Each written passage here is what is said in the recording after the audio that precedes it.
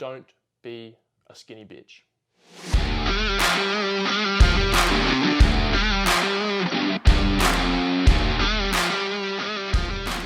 Hello and welcome back to the Jake Bowler podcast, where I talk about all things health, fitness, and mindset related. Thank you for tuning into the podcast. I really do appreciate it. I'm so humbled and so grateful that I'm able to do this, give you all this information, and I'm so grateful that you're all here listening, taking it all in, absorbing the information, and actually going out and using it. In this week's podcast, I'm going to go through a few training principles that I use to help maximize our sets, maximize our potential for muscle growth, and just take our sets to the absolute limit so that we can push our bodies to become better in the next session. I'll also tell you how they're used, when to use them, why we use them, and then the purpose of incorporating them into your workouts. This week, we have a very special and very powerful quote that I absolutely love, and I'm sure those that follow me, I'm hoping that you follow CBum or Chris Bumstead, because it's a great quote from him, really simple, but I think I love it. If you don't know who he is, Chris Bumstead, he's a 3-time classic physique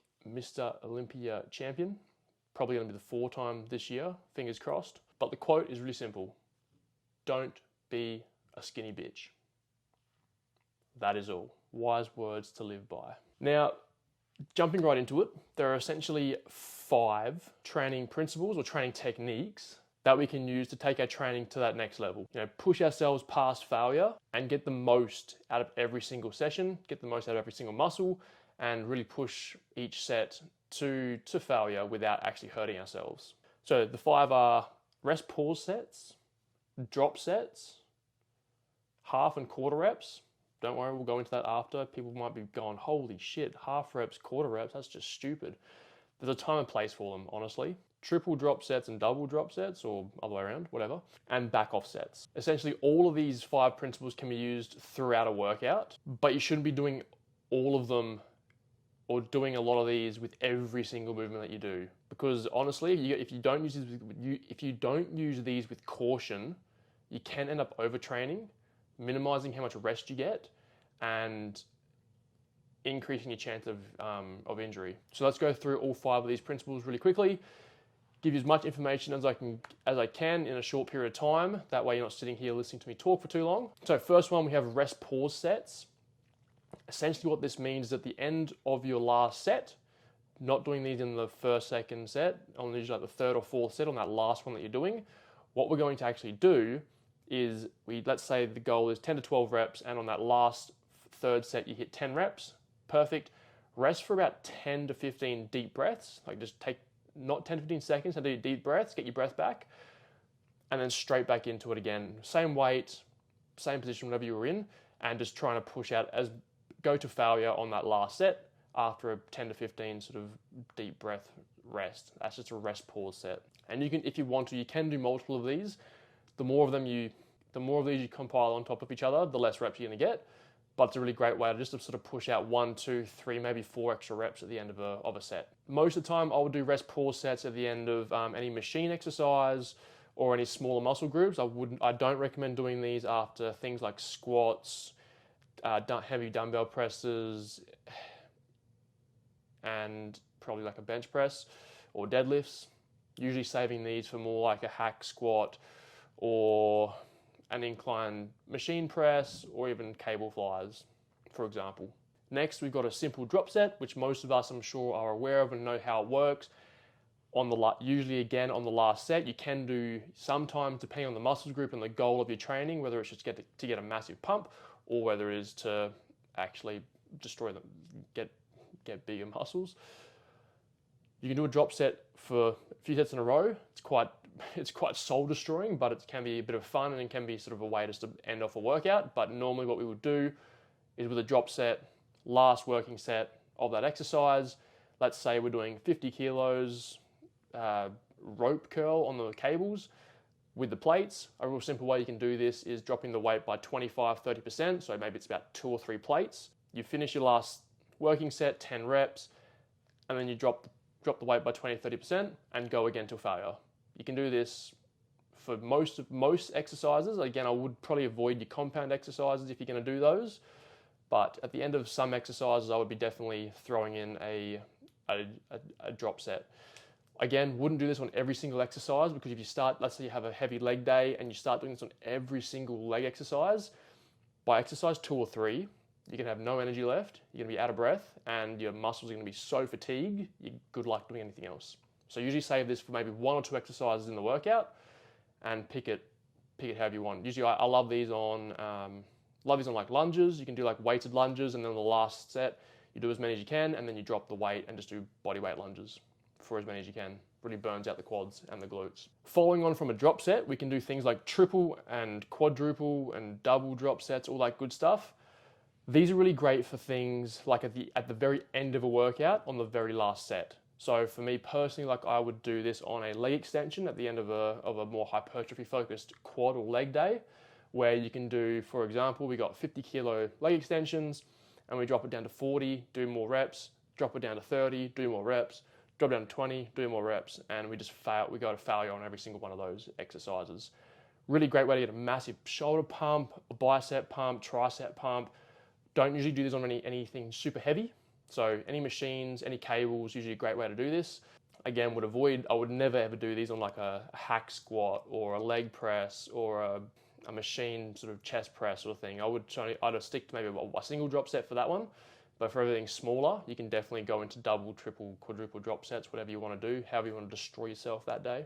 This one's a bit controversial, but we've also got half reps and quarter reps.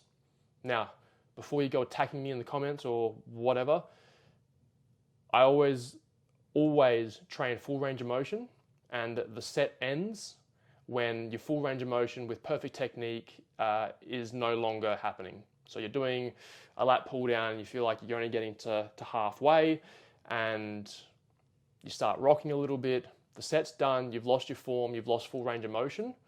But what we can do is, if you are trying to sort of push that muscle to complete failure, something you can do at the end of, again, probably at the end of your last working set, but you can incorporate these into some of your first, second, third sort of sets as well. You don't have to do this just at the end. But what you can do is you finish your full range of motion exercise, and let's say it's a lat pull down again, and at the very end we sit at the top half and we just push out as many, it might be 1, 2 or 3 reps, but we just do the top half of that movement with good form.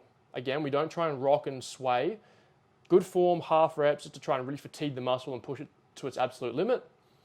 And then if you want, after that, you can go to a drop set as well afterwards to really destroy your lats. Love doing this on things like bicep curls, on the preacher machine bicep curl, where you do full range for the first 10, 15 reps, and then at the very end, you sort of just do the top half of the range, and then you do the bottom half of the range right at the end, and it really does burn your biceps out. Really great way. So again, always train full range of motion. Want to avoid injury, don't want to hurt ourselves, don't want to lift too heavy because we're only doing half reps. But after the half reps are done and we're really fatigued, if you want to chuck in a few half reps, quarter reps towards the end, go for it. Finally, we've got a back off set. Usually what these are done from after a heavy compound lift or after something really heavy at the start of your workout. So for example, I love doing these. We'll do a heavy squat. We'll work our way up pyramid way up to, let's say we go up to 120 for 8 reps, for example.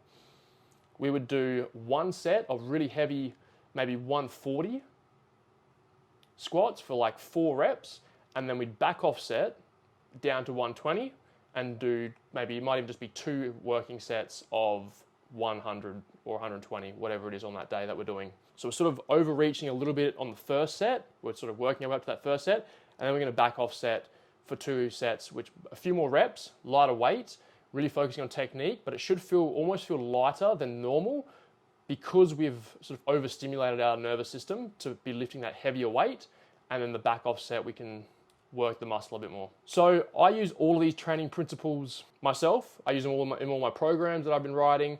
I use them with my one-on-one clients that I've got at the moment. I usually program them specifically for myself, for my clients, into the programs, depending on the goal of the program, depending on the goal of the client, depending on the goal of the muscle, whatever the target is. But when I program them in, I ensure that we're not overusing them, like I said, because if you overuse a lot of these techniques and we're doing all these all the time for every single exercise, we're going to overwork the muscles, we're going to cause injuries, it's not going to be great, we're going to cause reduced recovery and fatigue, because we want to ensure that we're going to maximize muscle growth. That is the goal of using all these techniques. If this sounds like something that you are interested in, feel free to flick me a message on Instagram at Jake Bowler with an extra R on the end, and we can organise getting you stuck into some of these training principles.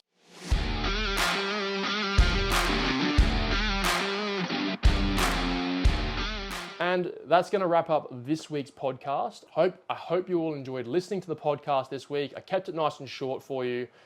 As some of you might know, I'm currently in Canada. I'm set up in an Airbnb at the moment, so trying to just work with what I've got, but also trying to keep content coming to you guys each week. I don't want to drop this off because I enjoy doing it and I enjoy giving you content. If you found any of this podcast useful, interesting, you're going to start implementing any of this, I would really, really appreciate it if you went and shared it with your friends, your families. Take a picture now while you're on YouTube, pause it now, take a picture, tag me on Instagram, chuck the link up if you want to, if you're feeling really adventurous. Share it with some friends, share it with some families. I love all the support. That would be incredible. While we're here, don't forget to like, subscribe, turn the notification bell on, leave a comment if you really want to. It'll help the algorithm go upwards. Again, for those who want to dive deeper into any of these concepts, I do have my one-on-one VIP coaching program going called Ascend, where we work on mindset, we work on fitness, we work on your health, we work on your diet. We've got weekly training modules to help level up your own knowledge around diet and training to help you break the cycle of having to actually have a coach all the time.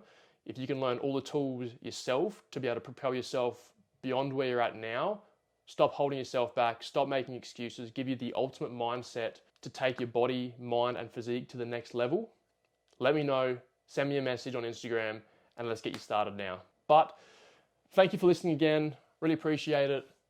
And I'll see everyone in the next one. Peace.